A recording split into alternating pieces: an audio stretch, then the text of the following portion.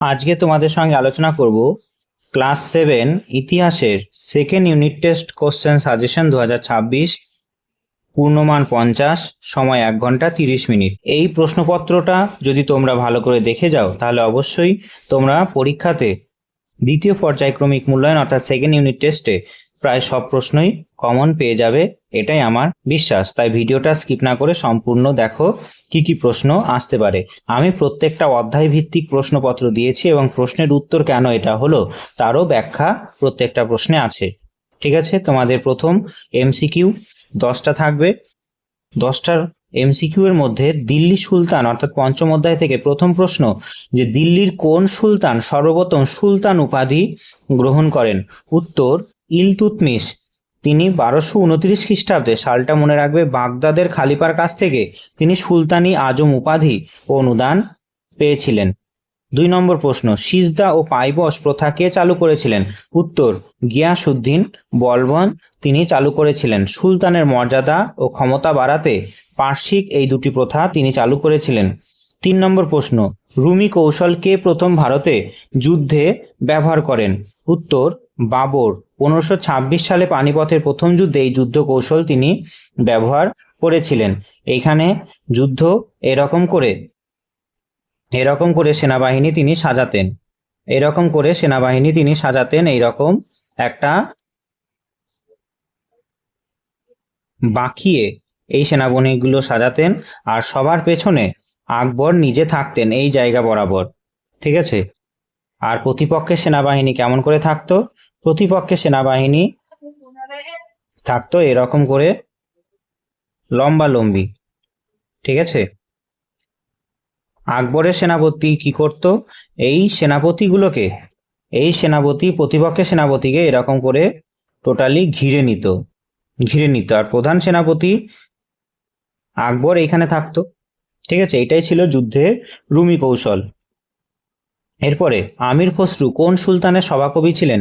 উত্তর হবে আলাউদ্দিন খলজির সভাকবি ছিলেন আমির খসরু।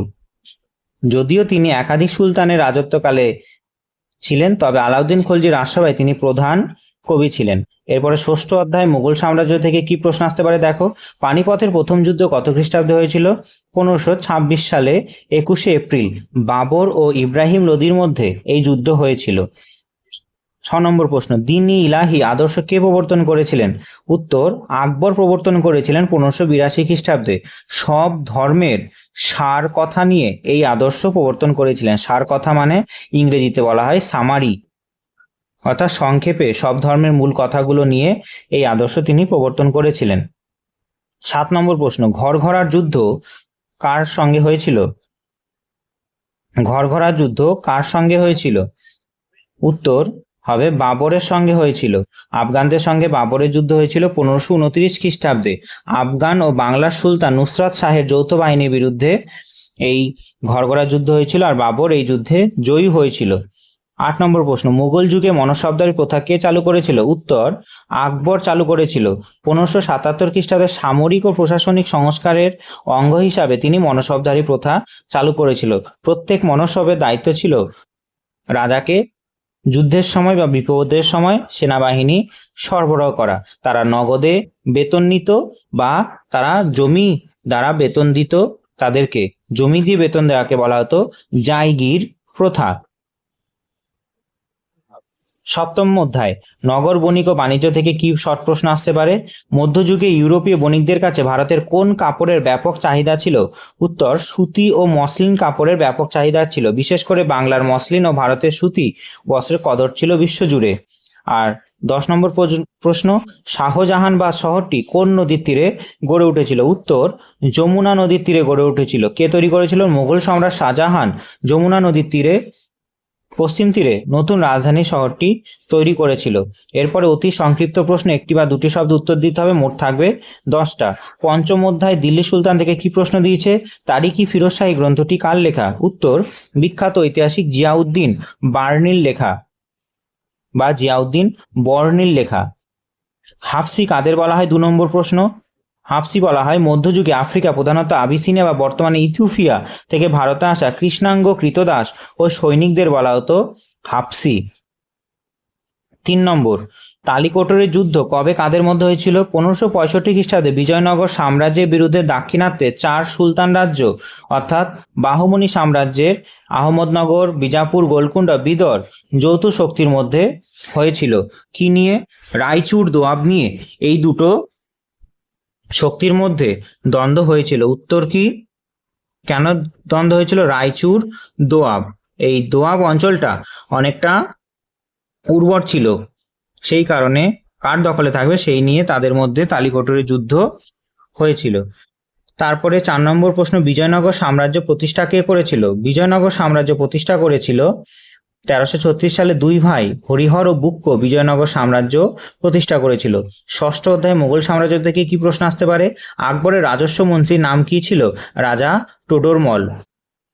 7 হলদিঘাটের যুদ্ধ কত খ্রিস্টাব্দে হয়েছিল? হলদিঘাটের যুদ্ধ হয়েছিল 1576 খ্রিস্টাব্দে। আকবর মুঘল বাহিনীর সঙ্গে মেবারের রানা প্রতাপ সিংহের মধ্যে এই হলদিঘাটের যুদ্ধ হয়েছিল। 7 নম্বর প্রশ্ন, শের শাহের তৈরি প্রধান রাজপথটির নাম কি ছিল? সড়ক-ই আজম, যা পরবর্তীকালে গ্র্যান্ড ট্যাঙ্ক রোড বা জিটি রোড নামে পরিচিত হয়। 7 নম্বর প্রশ্ন হয়ে গেল। এরপর 8 নম্বরে, আত্মজীবনী তুজুকি বাবরি কোন ভাষায় লেখা হয়েছিল? বাবর এটি তার মাতৃভাষা তুর্কি ভাষায় লিখেছিলেন। সপ্তম অধ্যায়, নগর, বণিক ও বাণিজ্য থেকে কি প্রশ্ন আসতে পারে? দেখো, মুঘল আমলে পর্তুগিজ বণিকদের প্রধান বাণিজ্য কেন্দ্র বাংলায় কোথায় ছিল? হুগলি জেলার হুগলি ও ব্যান্ডেল অঞ্চলে ছিল পর্তুগিজ বণিকদের প্রধান বাণিজ্য কেন্দ্র।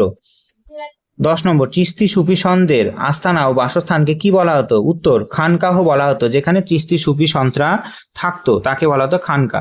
3 দাগে প্রশ্ন, মান 2, যে কোনো 4টি প্রশ্নের উত্তর দিতে হবে। ইকতা ব্যবস্থা বলতে কি বোঝায়? পঞ্চম অধ্যায় থেকে দিয়েছি, ভীষণ গুরুত্বপূর্ণ প্রশ্ন।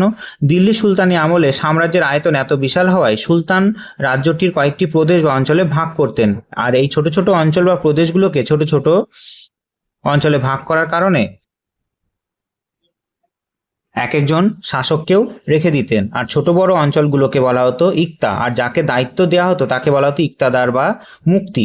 শাসন করার জন্য যাকে দায়িত্ব দেওয়া হতো তারা ওই নির্দিষ্ট অঞ্চল থেকে রাজস্ব আদায় করতেন এবং সেই টাকা দিয়ে নিজেদের খরচ চালাতেন, সৈন্য রাখতেন এবং সুলতানকে সামরিক সাহায্য করতেন।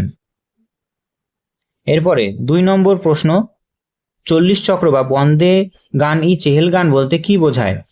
দিল্লি সুলতানকে শক্তিশালী করতে এবং নিজের অনুগত একটি দল তৈরি করার জন্য সুলতান ইলতুৎমিশ তার 40 জন বিশ্বস্ত প্রভাবশালী তুর্কি কৃতদাস ও আমিরদের নিয়ে একটি গোষ্ঠী বা চক্র গড়ে তোলেন। ইতিহাসে এটি 40 চক্র বা তুর্কান ই চেহেলগান বা বন্দেগান ই চেহেলগান নামে পরিচিত। পরবর্তীকালে এই গোষ্ঠী সুলতানি প্রশাসনে অত্যন্ত শক্তিশালী ভূমিকা নিয়েছিল, আর এইখান থেকে 40 চক্রের মধ্যে থেকে একটা গুরুত্বপূর্ণ ব্যক্তি শক্তিশালী হয়ে উঠে আসেন, তার নাম ছিল গিয়াসুদ্দিন বলবন। তিনি পরবর্তীকালে আবার সুলতানি সম্রাটদের পরাজিত করে নিজেকে শাসক হিসাবে ঘোষণা করেছিলেন। 3 নম্বর প্রশ্ন, পাট্টা কবিলত কি ছিল? ষষ্ঠ অধ্যায় থেকে দিয়েছে প্রশ্নটা। শের শাহের ভূমি রাজস্ব ব্যবস্থা দুটি প্রধান দলিল ছিল, পাট্টা এবং কবুলিয়ত, অর্থাৎ শের শাহ এটি চালু করেছিল। পাট্টা বলতে কি বোঝায়? শের শাহের পক্ষ থেকে অর্থাৎ রাজার তরফ থেকে দেওয়া যে সরকারি দলিলে চাষির নাম, জমির সীমানা, চাষিকে কত রাজস্ব দিতে হবে তা লেখা থাকতো, তাকে বলা হতো পাট্টা। আর এই পাট্টাকে যে স্বীকার করত, পাট্টা পাওয়ার পর চাষিরা নির্দিষ্ট রাজস্ব দেওয়ার কথা যে স্বীকার করত বা কবুল করত, সরকারকে যে দলিল সই করে দিত তাকে বলা হতো কবুলিয়ত। 4 নম্বর প্রশ্ন, জাপ্তি প্রথা বলতে কি বোঝায়? মুঘল সম্রাট আকবরের আমলে তার রাজস্ব মন্ত্রী রাজা টোডরমল রাজস্ব আদায়ের যে আধুনিক ও বৈজ্ঞানিক পদ্ধতি চালু করেন তাকে জাপ্তি প্রথা বা দহশালা বন্দোবস্ত বলা হয়। জাপ্তি শব্দের অর্থ হলো নির্ধারণ। এই প্রথায় বিগত 10 বছরের ফসল উৎপাদন ও বাজারে গড় দামের উপর ভিত্তি করে প্রতি বিঘা জমির রাজস্ব স্থায়ীভাবে নগদে নির্ধারণ করা হতো, অর্থাৎ জমি মেপে একটা সুনির্দিষ্ট রাজস্ব আদায়ের প্রথা চালু করেছিল, সেটা 10 বছর ফসল উৎপাদন ও বাজারের গড় দামের উপর ভিত্তি করে। এইটাই ছিল জাপ্তি প্রথা। 5 নম্বর, মধ্যযুগে ভারতের প্রধান দুটি অভ্যন্তরীণ জলপথ বাণিজ্য রুটের নাম কি ছিল? উত্তর, মধ্যযুগে ভারতের প্রধান দুটি অভ্যন্তরীণ জলপথ বা বাণিজ্য রুটের পথ ছিল সিন্ধু নদ ও তার শাখা নদী সমূহ, যার মাধ্যমে উত্তর পশ্চিম ভারত এবং লাহোর মুলতানের মতো প্রধান বাণিজ্যিক শহরগুলি যুক্ত ছিল। আর আরেকটা কি ছিল? গঙ্গা যমুনা নদী অববাহিকা। এই জলপথের মাধ্যমে দিল্লি, আগ্রা, এলাহাবাদ, বারাণসী থেকে শুরু করে বাংলার পাটনা ও ঢাকা পর্যন্ত বিশাল অঞ্চলে নৌকার সাহায্যে কম খরচে পণ্য পরিবহন করা হতো। নম্বর প্রশ্ন, কুঠিয়াল বা কুঠি বলতে কি বোঝায়? মধ্যযুগে এবং মুঘল আমলে ভারতের আসা ইউরোপীয় বণিকরা যেমন পর্তুগিজ, ওলন্দাজ, ইংরেজ, ফরাসি বাণিজ্য করার সুবিধার্থে ভারতীয় উপকূলীয় বা নদী তীরবর্তী অঞ্চলে যে সুরক্ষিত ঘাঁটি, কার্যালয় বা গুদামঘর তৈরি করতো সেগুলিকে কুঠি বা ফ্যাক্টরি বলা হতো। আর এই কুঠিগুলি দেখাশোনা ও বাণিজ্যে তদারকি করার জন্য যে সমস্ত কর্মচারীদের নিয়োগ করা হতো তাদেরকে কুঠিয়াল বলা হতো। এরপরে আমরা দেখব 3 নম্বরের প্রশ্ন কি দিতে পারে। 3 নম্বরের প্রশ্ন তোমাদের 4টি লিখতে হবে। প্রথম প্রশ্ন, আলাউদ্দিন খলজির বাজার দর নিয়ন্ত্রণ ব্যবস্থা সম্পর্কে সংক্ষেপে লেখো।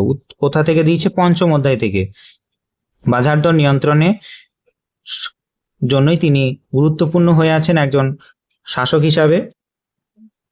তিনি সেনাবাহিনীর খরচ সামলানোর জন্য সাধারণ মানুষের সৈন্যদের কম খরচে জীবন ধারণের সুবিধা দিতে দিল্লিতে বাজার দর নিয়ন্ত্রণ ব্যবস্থা চালু করেছিলেন।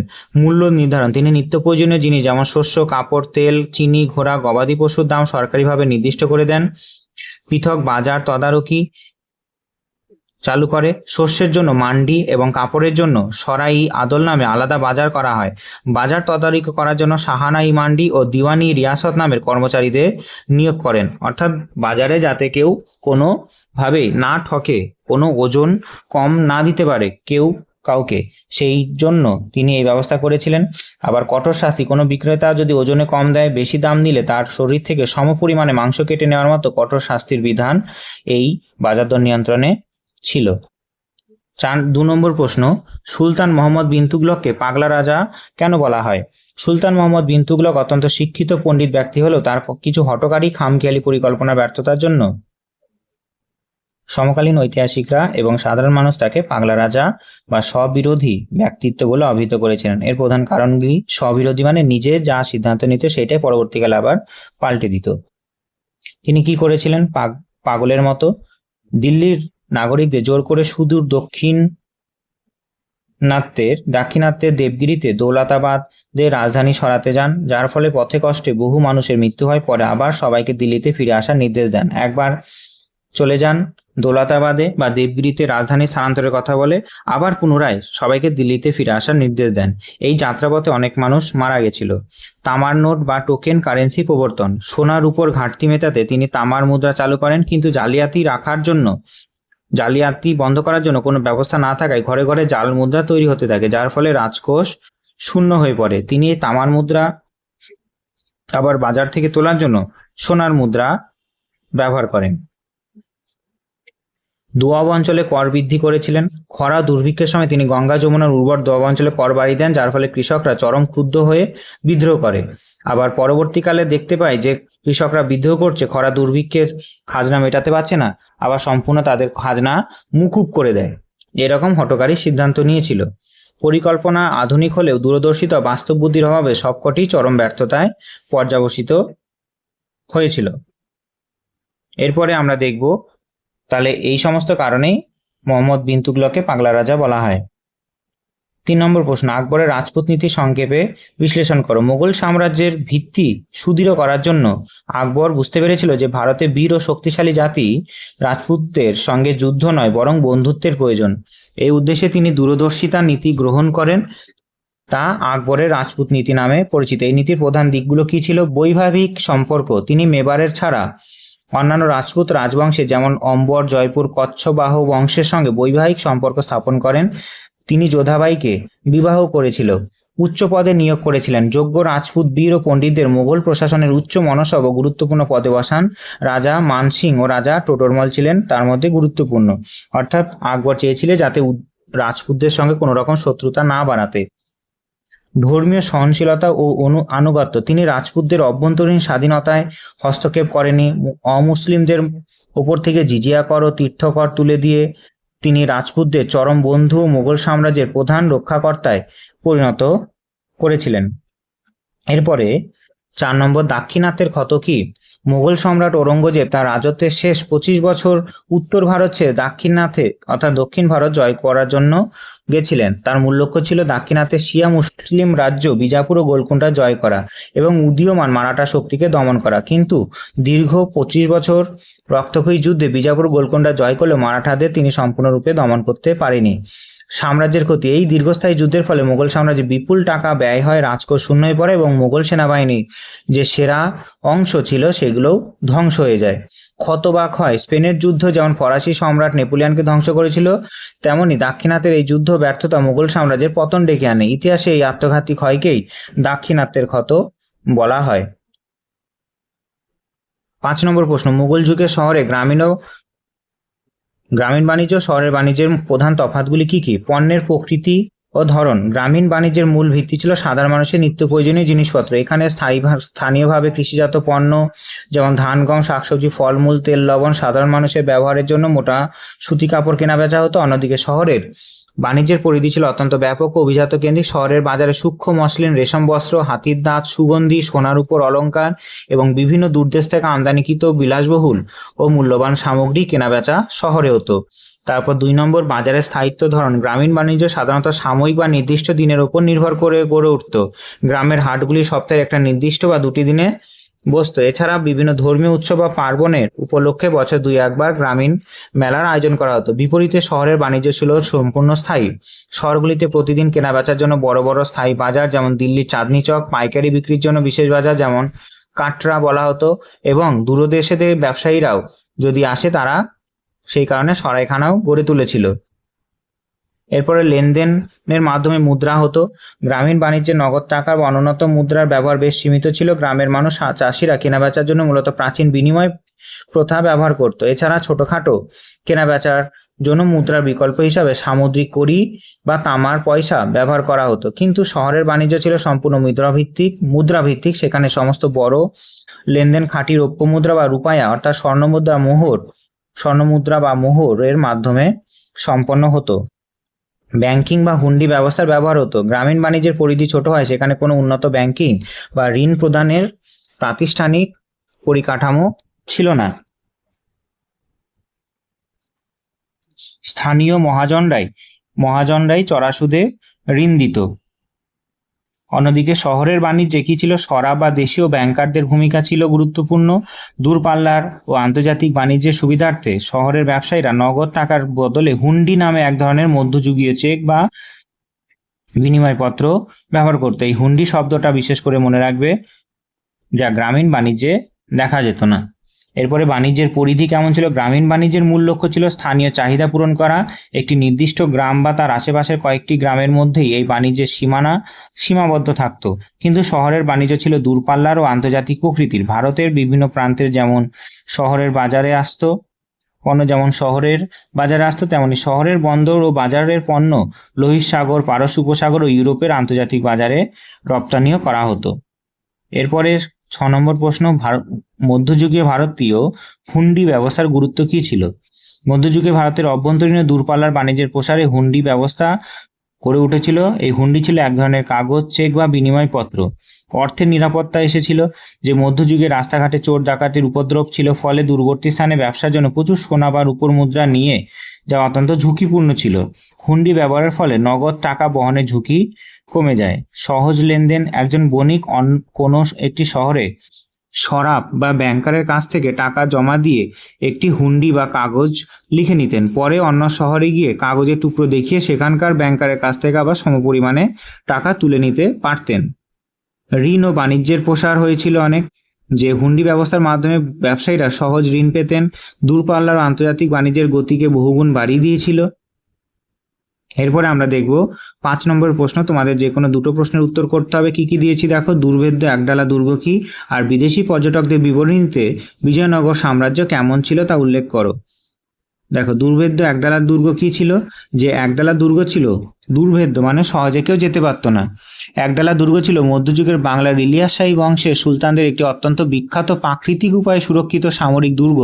এর সুনির্দিষ্ট অবস্থান নিয়ে ঐতিহাসিকদের মধ্যে মতভেদ থাকলেও এটি বর্তমানে পশ্চিমবঙ্গ ও বাংলাদেশের দিনাজপুর, মালদহের কাছাকাছি অবস্থিত ছিল বলে মনে করা হয়। এই দুর্গটি চারিদিকে নদী, জলাভূমি এবং ঘন বাঁশঝাড় ঘেরা থাকায় প্রাকৃতিকভাবেই ছিল দুর্ভেদ্য।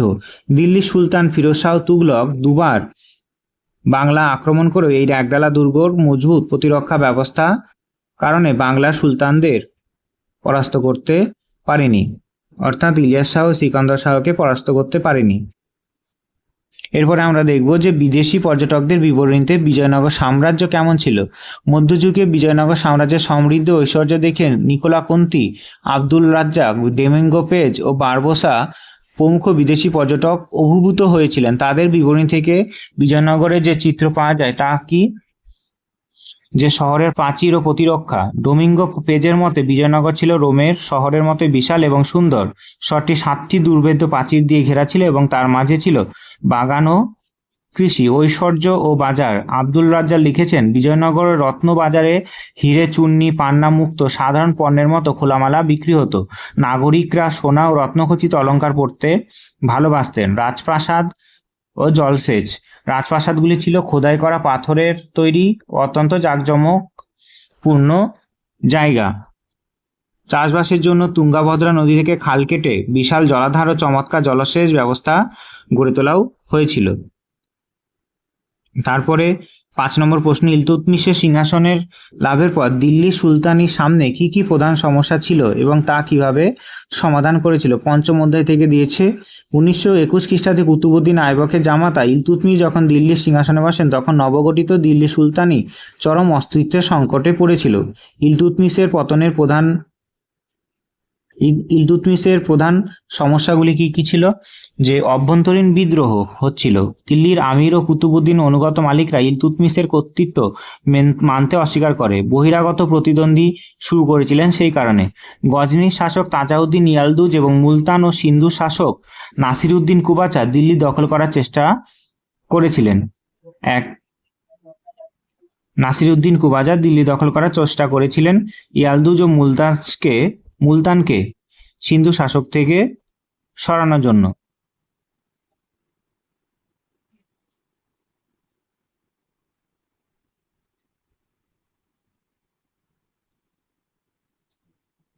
এরপরে চেঙ্গিস খান আক্রমণ করেছিল। মঙ্গল নেতা চেঙ্গিস খান ও খাওয়ারিজম শাহের পুত্র জালাউদ্দিন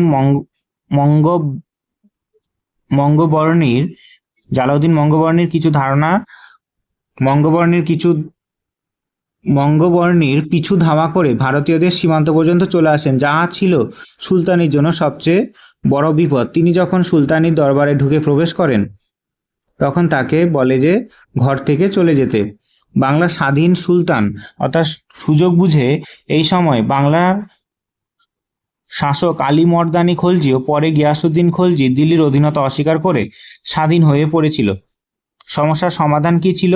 ইলতুৎমিশ অত্যন্ত বুদ্ধিমত্তা ও বীরত্বের সঙ্গে এই সমস্যাগুলির সমাধান করেও ছিলেন। দেখি কি সমস্যা ছিল। প্রতিদ্বন্দ্বী দমন করেছিলেন। তিনি তরাইনের তৃতীয় যুদ্ধে ইয়ালদুজকে পরাজিত করেন এবং পরে কুবাচাকে সিন্ধু নদে ডুবিয়ে মারেন।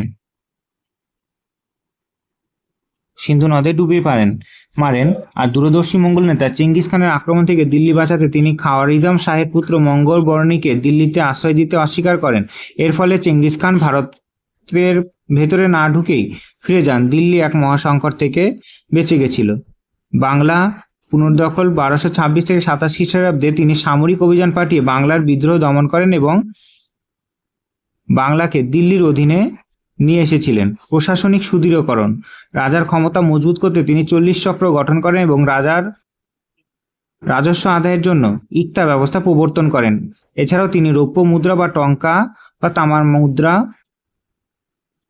জিতল চালু করে সুলতানের অর্থনৈতিক ভিত্তি শক্ত করানো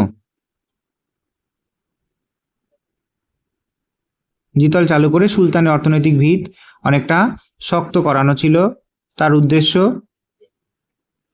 তাই তাকে দিল্লি সুলতানের প্রকৃত প্রতিষ্ঠাতা বলা হয়।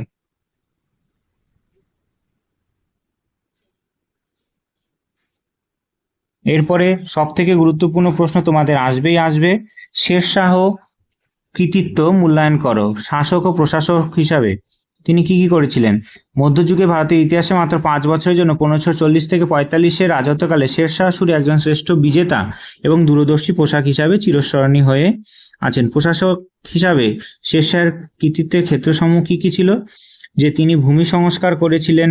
শেরশাহই প্রথম বৈজ্ঞানিক পদ্ধতিতে জমি জরিপ করান, জমির উর্বরতা অনুযায়ী নির্ধারণ করেন জমি কতটা রাজস্ব আদায় হবে। পাট্টা দেন এবং চাষিদের কাছ থেকে কবুলিয়ত গ্রহণ করেন। রাজস্ব আদায়ের জন্য আমিন ও কানুনগো নিয়োগের ব্যবস্থা করেন। খরা বা দুর্ভিক্ষের সময় কৃষকদের ঋণ দেওয়ার ব্যবস্থাও ছিল, যাকে বলা হতো তকাভি।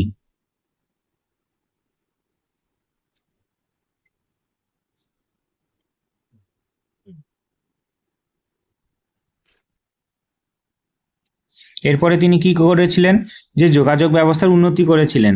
সাম্রাজ্যের সামরিক ও বাণিজ্যিক সুবিধার জন্য তিনি বহু রাস্তা তৈরি করেন। এর মধ্যে প্রধান ছিলেন সোনারগাঁ বাংলা থেকে পেশোয়া মানে পাকিস্তান পর্যন্ত বিস্তৃত সড়কি আজম বা গ্র্যান্ড ট্রাঙ্ক রোড, বা এটাকে আমরা বলি জিটি রোড। যাতায়াতের সুবিধার্থে রাস্তার ধারে ধারে প্রায় 1700টি সরাইখানা বা পান্থশালা নির্মাণ করেন এবং দুপাশে ছায়াদার গাছ ও কুয়ো খনন করেছিলেন। যোগাযোগ ও ডাক ব্যবস্থায় সরাইখানাগুলিকে কেন্দ্র করে তিনি ঘোড়ার সাহায্যে দ্রুতগামী ডাক ব্যবস্থার উন্নতি ঘটিয়েছিলেন। তারপর সামরিক সংস্কার কি কি করেছিলেন, সেনাবাহিনীতে দুর্নীতি রুখতে তিনি আলাউদ্দিন খলজির মতো ঘোড়া দাগানোর প্রথা এবং সৈনিকদের বিবরণী লিপিবদ্ধ করেছিলেন। অর্থাৎ এটাকে বলা হয় কি, হুলিয়া। সৈনিকদের বিবরণী লিপিবদ্ধ হলে তাকে বলা হয় হুলিয়া। পুনরায় চালু করেছিলেন। সৈন্যদের নগদ বেতনের দেওয়ার কোনো ব্যবস্থাও করেছিলেন। সৈন্য যারা আছে তারা যাতে নগদ বেতন পায় তার ব্যবস্থাও করেছিলেন। মুক্ত বিচার ও ব্যবস্থা, তিনি মুদ্রা ব্যবস্থায় সংস্কার এনে খাঁটি রৌপ্য মুদ্রা বা রুপিয়া এবং তাম্র মুদ্রা বা দাম চালু করেন, যা আধুনিক ভারতীয় মুদ্রা ব্যবস্থার ভিত্তি। বিচার ব্যবস্থায় তিনি ছিলেন নিরপেক্ষ ও অল টাইম কঠোর। মূল্যায়ন হিসাবে কি বলতে পারি, শেরশাহের প্রশাসনিক কাঠামো এতটাই নিখুঁত ও প্রজাহিতৈষী ছিল যে পরবর্তীকালে মোগল সম্রাট আকবর তার বহু নীতি, বিশেষ করে রাজস্ব সামরিক নীতি হুবহু গ্রহণ করেছিলেন। তাই শেরশাহকে আকবরের কি বলা হয়, অগ্রগামী বলা হয়। তারপরে ষষ্ঠ অধ্যায় থেকে একটা প্রশ্ন, মুঘল মনসবদার ও জায়গির ব্যবস্থার মূল বৈশিষ্ট্যগুলি কি কি। জায়গির ব্যবস্থা মানে যে সমস্ত মনসবদারদের জমি দেওয়া হতো বেতনের পরিবর্তে, সেটাকে বলা হতো জায়গির। ইক্তা প্রথাতেও সেম প্রচলিত ছিল। মুঘল সাম্রাজ্যের সামরিক ও প্রশাসনিক ভিত্তিকে শক্তিশালী করার জন্য সম্রাট আকবর যে দুটি আন্তঃসম্পর্কিত ব্যবস্থা চালু করেছিলেন তা হলো মনসবদার ও জায়গির ব্যবস্থা। মনসবদার ব্যবস্থার মূল বৈশিষ্ট্য কি ছিল, পদমর্যাদা বা মনসব। মনসব একটি আরবি শব্দ যার অর্থ হলো পদ বা পদমর্যাদা। মুঘল আমলাতন্ত্র বা প্রশাসনের পদাধিকারীদের বলা হতো মনসবদার। মুঘল আমলাতন্ত্র প্রশাসনের পদাধিকারীদের বলা হতো মনসবদার।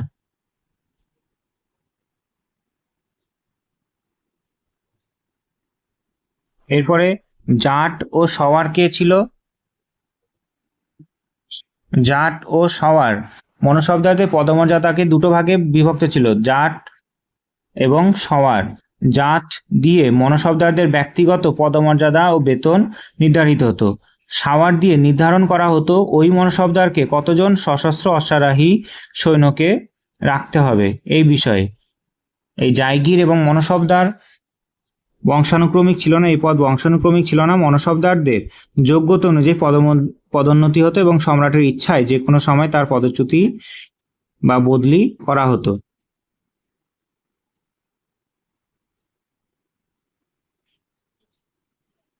এরপরে আমরা দেখব জায়গির ব্যবস্থার মূল বৈশিষ্ট্য। এখানে কি ছিল, বেতনের পরিবর্তে জমি দেওয়া হতো। প্রত্যেকটা মনসবদারদের সমপরিমাণ বেতন অনুযায়ী একটা জমি দিয়ে দিত, যেখান থেকে প্রাপ্ত রাজস্ব নিয়ে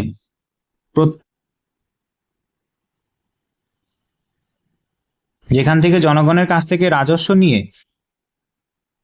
নিয়ে তারা নিজেদের বেতন চালু রাখত।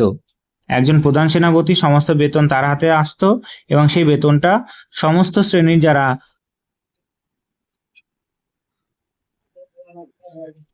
সেনাবাহিনী রাখা আছে তাদেরকে ভাগ করে দিত। এই রাজস্ব আদায়ের দায়িত্বপ্রাপ্ত জমিকে বলা হতো জায়গির এবং তার মালিককে বলা হতো জায়গিরদার।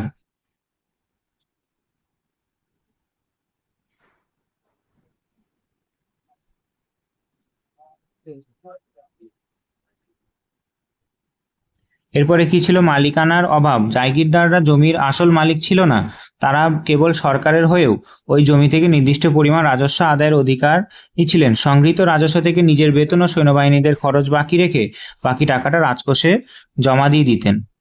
ঠিক আছে, জায়গির ছিল জমি দিত বেতনের পরিবর্তে। আর মনসব কথার অর্থ হচ্ছিল পদমর্যাদা। প্রত্যেকটা ব্যক্তি যারা চালাতে পারবে তাদেরকে দেয়া হতো, কিছু অভিজাত ব্যক্তিকে বেশি করে দেওয়া হতো। আর এই মনসবদারদের কাজ ছিল যে বিপদের সময় রাজাকে সেনাবাহিনী এবং পুলিশ দিয়ে সাহায্য করা।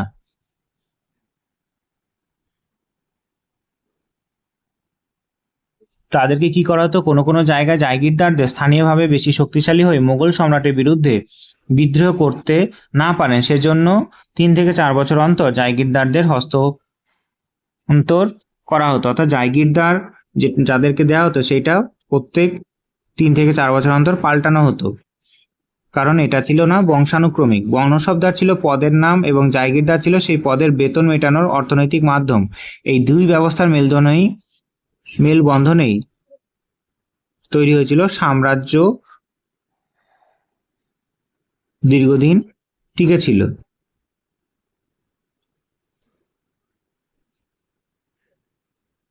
এরপরে সপ্তম অধ্যায় থেকে কি প্রশ্ন দিতে পারে?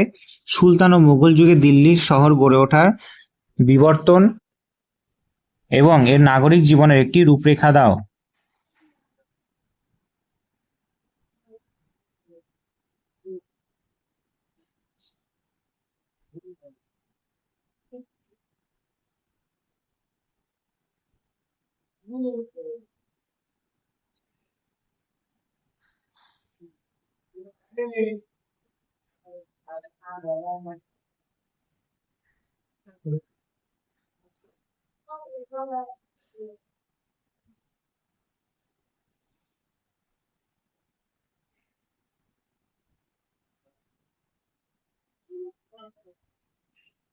তবে আমাদের এই মডেল প্রশ্নপত্রটা আলোচনা হয়ে গেল। তোমরা ধীরে সুস্থে মডেল প্রশ্নপত্রের সমস্ত প্রশ্নগুলো খুঁটিয়ে পড়বে, তাহলে দেখবে পরীক্ষায় এর মধ্যে থেকে কমন আসছে। ঠিক আছে, দেখা হচ্ছে পরের ক্লাসে। ততক্ষণ ভালো থেকো। জয় হিন্দ, জয় ভারত।